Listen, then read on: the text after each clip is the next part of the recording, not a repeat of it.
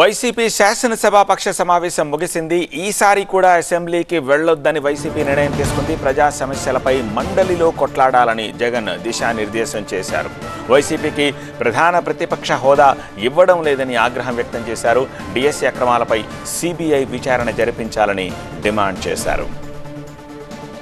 అసెంబ్లీకి రావాలి అంటే మాది ప్రధాన ప్రతిపక్షం, 40% ఓట్లు వచ్చిన ప్రతిపక్షం. అసెంబ్లీలో ఉన్నది రెండే పక్షాలు, ఒకటి పాలకపక్షం, రెండు ప్రతిపక్షం.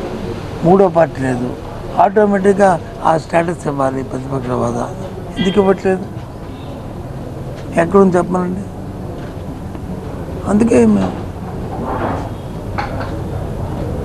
చెప్తాను. స్పీకర్ గారు ఎన్నిసార్లు చెప్పారు, మేము ఎన్నిసార్లు చెప్పాం. చేయమని డిస్క్వాలిఫికేషన్ చేయమనండి.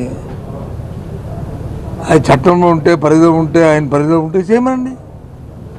మేము తయారుగా ఉన్నాం. వైఎస్ఆర్సీ పార్టీ లాంటి బెదిరింపులకి అదిరింపులకి పోదు. చేయమనండి తీసుకోవాలి.